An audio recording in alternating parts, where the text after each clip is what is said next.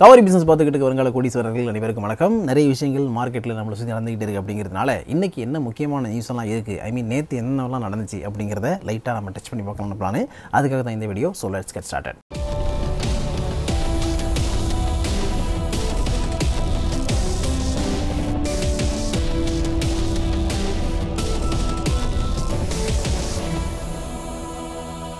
Welcome to காசு பணம். இது வீரா. ஃபர்ஸ்ட் நம்ம பார்க்க போகிறது தி கிரேட் டைட்டன் கம்பெனியோட ஷேர் வரலாற்றில் முதல் முறையாக 3 lakh மார்க்கெட் கேப் அப்படிங்கிற ஒரு அச்சீவ்மெண்ட்டை பண்ணியிருக்காங்க. அப்படிப்பட்ட ஒரு அச்சீவ்மெண்ட்டை பண்ணதுனால 18வது இடத்துல இந்த ஷேர் இருக்குது. அதாவது மார்க்கெட் கேப் ப்ரைஸ் பெரிய கம்பெனி அப்படின்னு பார்க்கும்போது 18வது இடத்துல இந்த கம்பெனி இருக்குது. முதலிடத்தில் இருக்குது ரிலையன்ஸா. 16 லட்சம் கோடிக்கு மேலே மார்க்கெட் கேப் வச்சிருக்க ஒரு கம்பெனி. அதை ஃபாலோ பண்ணி டிசிஎஸ், அதுக்கப்புறம் HDFC, ICICI இதெல்லாம் இருக்கிறாங்க.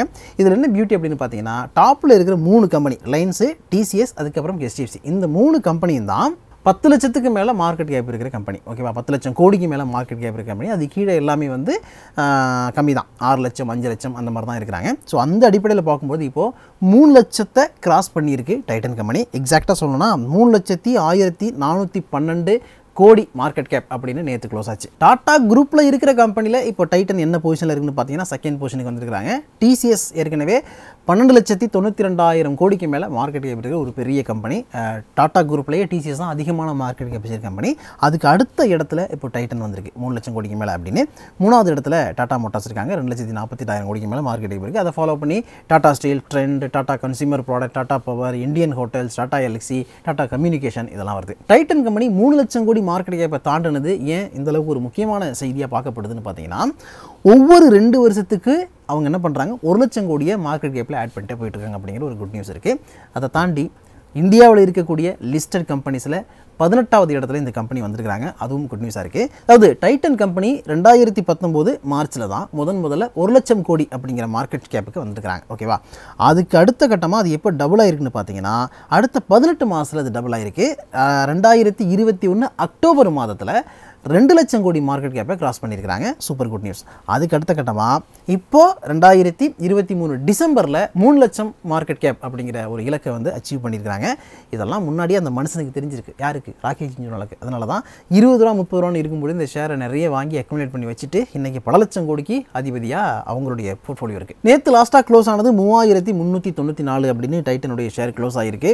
இந்த 52 வாரங்கள் அதிகபட்சமாக போனது 3402, இறங்கினது 2269 வரைக்கும் இறங்கியிருக்கு. இந்த கம்பெனியை பொறுத்த வரைக்கும் இது கிட்டத்தட்ட ஒரு தங்க முட்டையிடுற வாத்து அப்படின்லாம் நிறைய பேர் சொல்லுவாங்க.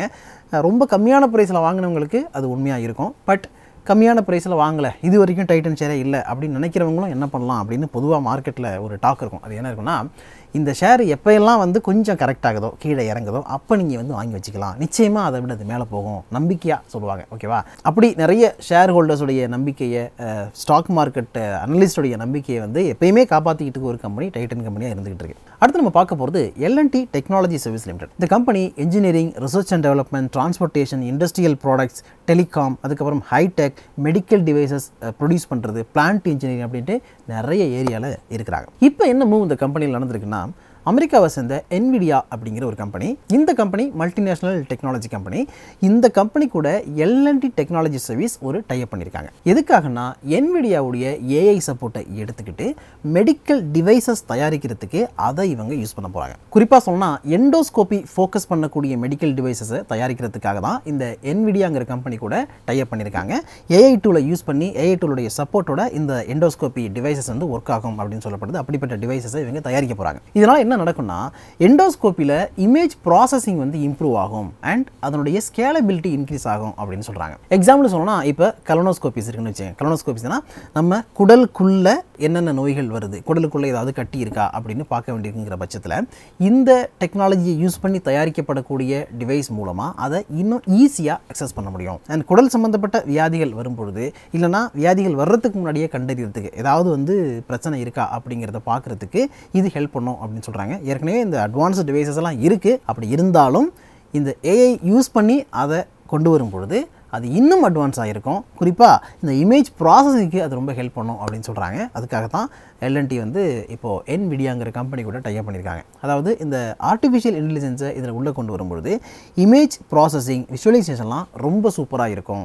நம்ம குடலை வந்து என்ன இருக்குது, குடலுக்குள்ளே என்னென்ன பார்ட்ஸ் இருக்குது, என்னென்ன பிரச்சனைகள் இருக்குது அப்படிங்கிறத நல்லா டிவியில் பார்த்துட்டு அதுக்கப்புறம் இந்த பிரச்சனை தான் இருக்குது அப்படின்னு ஈஸியாக டயக்னைஸ் பண்ண முடியும் அப்படின்னு சொல்கிறாங்க. L&T டெக்னாலஜி சர்வீஸ் கம்பெனி 2300 கோடிக்கு மேலே ரெவன்யூ பார்த்துருந்தாங்க. அண்ட் இவங்களுடைய ஆப்ரேட்டிங் ப்ராஃபிட் வந்து 476 கோடியாக இருந்துச்சு. அண்ட் ப்ராஃபிட் 316 கோடி. பெரிய அளவில் growth இல்லை ப்ராஃபிட்டில் அப்படின்னாலும் டீசெண்டான growth கொடுத்துருந்தாங்க. இந்த கம்பெனி ஷேர் லாஸ்ட்டாக 4601 ரன் க்ளோஸ் ஆகிருக்கு. 52 வாரங்கள் அதிகபட்சமாக போனது பார்த்தீங்கன்னா 4860 வரைக்கும் போயிருக்கு. இறங்குனது 3216 வரைக்கும் இறங்கியிருக்கு. அடுத்தது ஸ்ட்ரைடர்ஸ் ஃபார்மா கம்பெனிக்கு ஒரு நல்ல செய்தி வந்திருக்கு. அது என்ன நல்ல செய்தினா, இவங்களுடைய ஒரு ஓரல் சொல்யூஷனுக்கு யூஎஸ் உடைய FDA அப்ரூவல் கொடுத்துருக்காங்க. ஸ்ட்ரைடர்ஸ் ஃபார்மா பொறுத்த வரைக்கும் இவங்க வந்து நிறைய ANDA பண்ணக்கூடிய ஒரு கம்பெனி. ANDA abbreviated new drug applications அப்படின்னு சொல்லுவாங்க.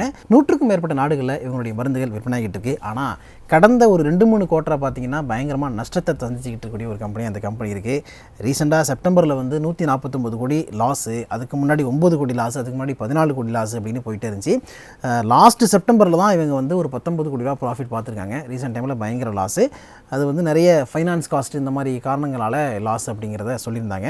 நம்ம அந்த கம்பெனி டீப் டைப் பண்ணலை, முடிஞ்சால் உங்களுக்கு தேவைப்பட்டால் பண்ணுவோம். பட் இந்த மாதிரியான பிரச்சனைகள் இருக்கும்பொழுது இப்போ ஒரு நல்ல விஷயம் இந்த கம்பெனிக்கு நடந்திருக்கு. அந்த நல்ல விஷயம் என்னன்னா, லீவிடைராசெட்டம் ஓரல் சொல்யூஷன் அப்படிங்கிற இவங்களுடைய ஒரு ட்ரக். இந்த ட்ரக் எதுக்காக பயன்படுத்தப்படக்கூடியதுன்னா, வலிப்பு சம்பந்தப்பட்ட நோய்களுக்கு கொடுக்கக்கூடிய ஒரு ட்ரக்கு.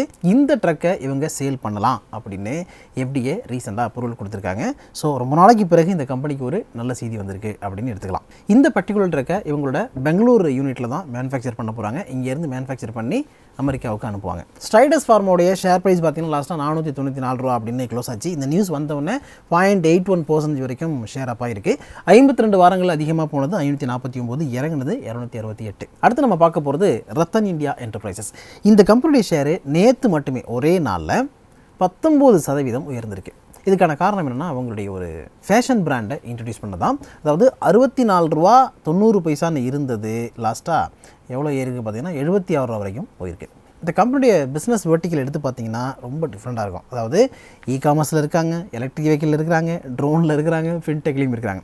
இ-காமர்ஸ் எடுத்துக்கிட்டிங்கன்னா Coco Blue and Neo brands அப்படிங்கிற 2 இருக்குது. அதுக்கப்புறம் எலக்ட்ரிக் வெஹிக்கிள் பார்த்தீங்கன்னா ரிவோல்ட்டில் 100% ஸ்டேக்கை இவங்க தான் வச்சுருக்காங்க.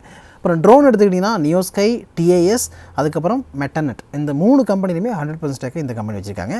அண்ட் ஃபின்டெக்னு எடுத்துக்கிட்டிங்கன்னா VFin அப்படின்னு ஒரு ஆப்பு. இந்த VFin அப்படிங்கிற ஆப் எதுக்குன்னா, 2 வீலருக்குலாம் லோன் கொடுக்குற ஒரு ஆப்பு. அதையும் இவங்க தான் ரன் பண்ணிக்கிட்டு இருக்காங்க. இந்த மாதிரி எந்தெந்த ஏரியாவில் இவங்க பிஸ்னஸில் இல்லை அப்படின்னு சொல்கிற அளவுக்கு பயங்கரமாக ஒரு டிஃப்ரெண்ட்டான வெர்டிக்கல் இருக்கக்கூடிய ஒரு கம்பெனியாக அந்த ரத்தன் இந்தியா என்டர்பிரைசஸ் இருக்குது. ரத்தன் இந்தியா பவர்னு ஒரு கம்பெனி இருக்குது, அது தனி கம்பெனி, அது ரொம்ப பரிதாபமாக இருக்குது.